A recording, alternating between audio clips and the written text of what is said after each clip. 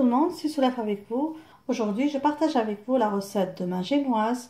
Comme je la réussis, une génoise inratable, impeccable et magnifique, surtout pour la réalisation des gâteaux d'anniversaire ou juste pour un goûter rapide que vous pouvez décorer avec une ganache ou une crème chantilly selon votre goût. Vous pouvez aussi ajouter un peu de cacao pour faire une génoise chocolatée.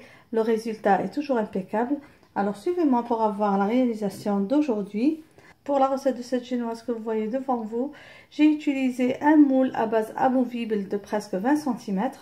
Pour la recette d'aujourd'hui, je vais avoir besoin de 4 œufs avec 120 g de farine et 120 g de sucre et une pincée de levure chimique. Le principe dans la recette de génoise, vous allez utiliser un œuf, 30 g de sucre, 30 g de farine, 2 œufs, 60 g de farine, 60 g de sucre, 3 œufs, 90 g, 90 g et ainsi de suite.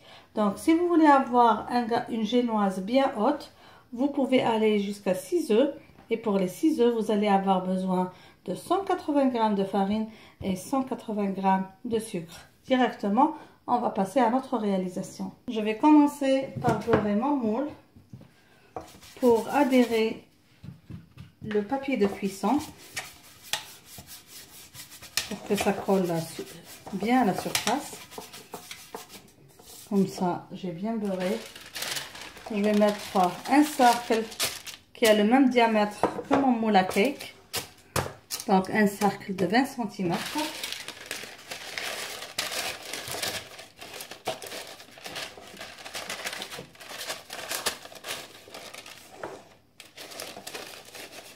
Alors comme vous voyez, j'ai bien chemisé mon moule. Maintenant, on va passer à la préparation de la génoise. Juste pour info, je vais faire une génoise de 4 œufs. Elle ne va pas être très haute comme vous le voyez, comme cette hauteur, mais juste pour vous donner un exemple. Si vous avez un moule qui n'est pas haut, vous pouvez toujours prendre vos précautions, mettre du papier de cuisson plus haut que le moule pour vous assurer que le gâteau gonfle bien et ne déborde pas de votre moule. Le mien, comme je vous ai dit, parce que c'est un moule de 20 cm, je ne vais utiliser que 4 œufs. Ça ne va pas être une génoise haute, mais ça va être une génoise moyenne de presque 4 à 5 cm. Pour ma génoise, je vais commencer par séparer les jaunes des blancs.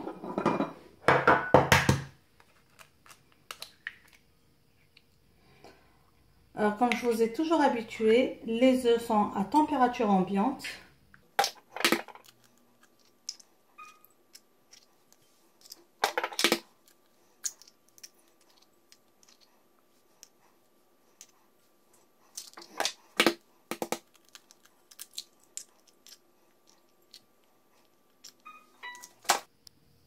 Je vais commencer par faire monter les blancs en neige.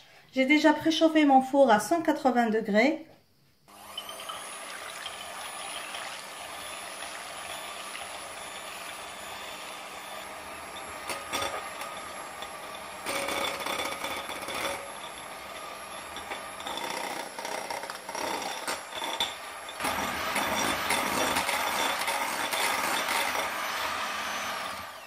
À ce stade, je vais commencer à introduire le sucre en pluie tout en fouettant pour avoir une meringue bien brillante.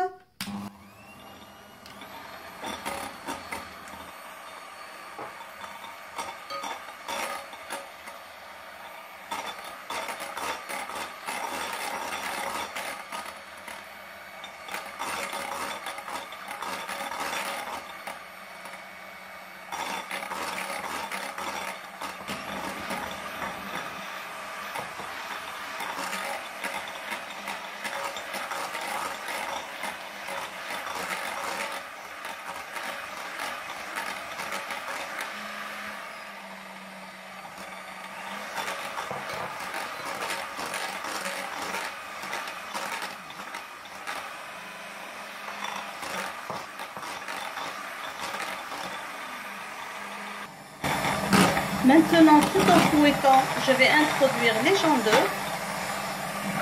Tout doucement.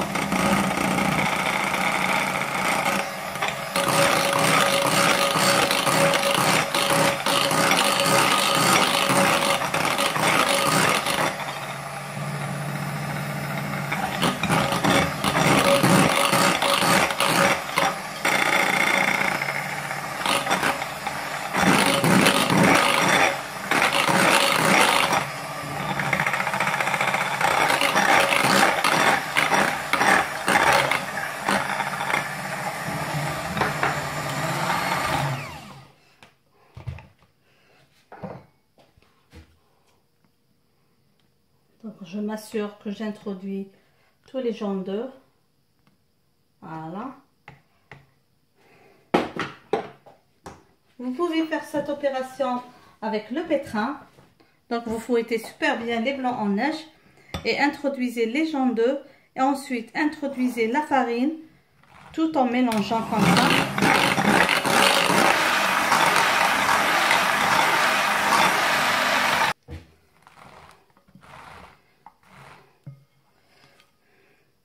Maintenant, je vais introduire la farine tamisée. Donc, je vais mettre comme ça. Je vais tamiser par petite quantité. Tout doucement, on mélange. Vous pouvez utiliser la spatule, comme vous pouvez utiliser le fouet comme ça.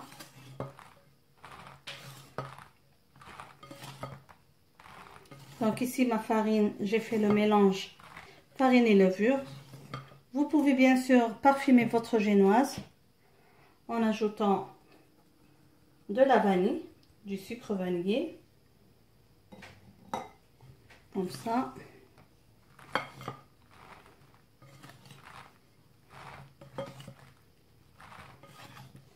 C'est l'étape la plus décisive dans la réussite de votre génoise. Donc, il faut introduire la farine tout doucement.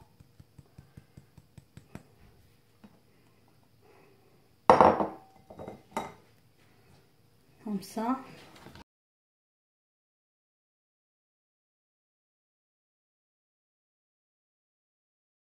En essayant de ne pas trop casser les blancs en neige.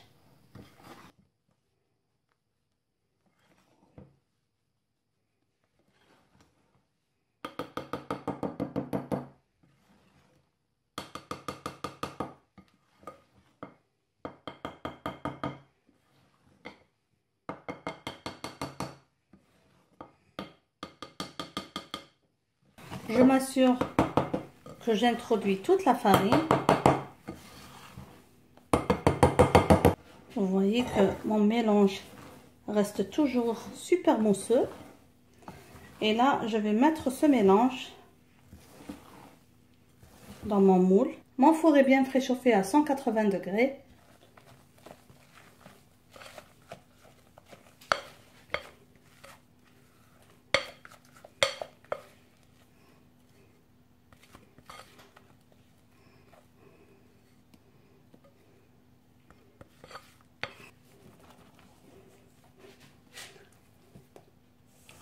Je m'assure à bien arranger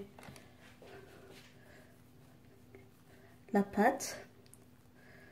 Comme vous voyez, c'est super mousseux, c'est bien onctueux. Je vais taper un petit peu pour arranger la surface de mon gâteau.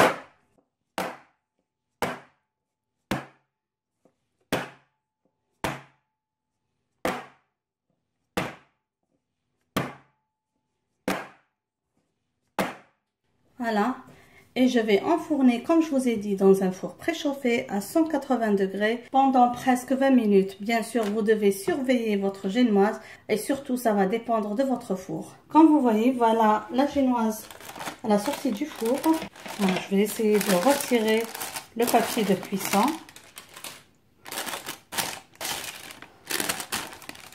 Et là, je vais la tourner pour qu'elle refroidisse encore bien.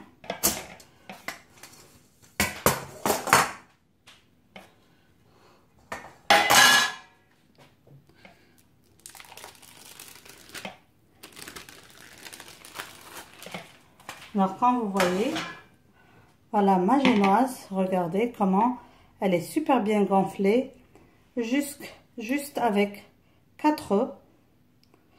Je vais laisser bien refroidir. Comme vous voyez, je peux la couper en 3. Donc, nous voilà, mes amis, arrivés à la fin de notre réalisation. Une belle génoise bien haute. Comme vous avez vu, c'est un moule de 20 cm. Si vous utilisez les mêmes proportions pour un moule de 18 cm, vous pouvez avoir une génoise de presque 6 cm et plus. Avec 4 œufs, une génoise bien moelleuse, bien spongieuse. Notre génoise a bien refroidi. On va maintenant la couper en 3. Donc, je vais essayer de couper comme ça. Je vais juste tracer. Et comme ça. Donc, juste comme ça.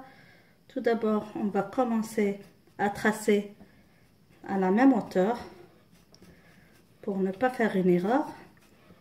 Il faut toujours tracer comme ça le cercle.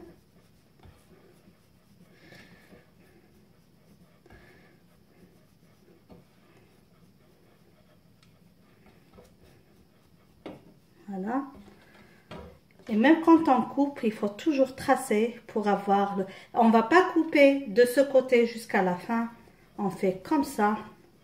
On coupe et on tourne pour avoir une belle découpe.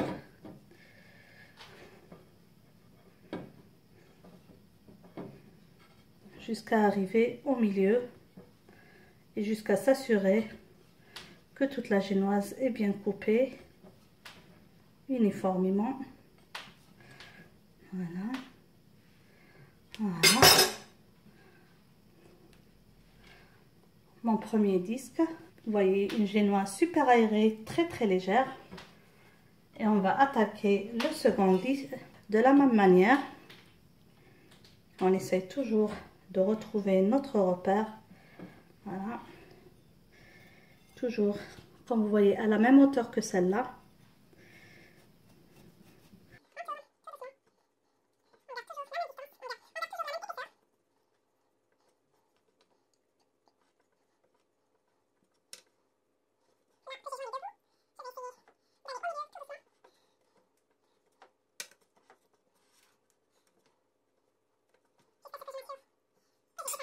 Et voilà le second disque de génoise, comme vous voyez, très léger. Et le troisième disque de génoise. Alors nous voilà arrivés à la fin de notre réalisation.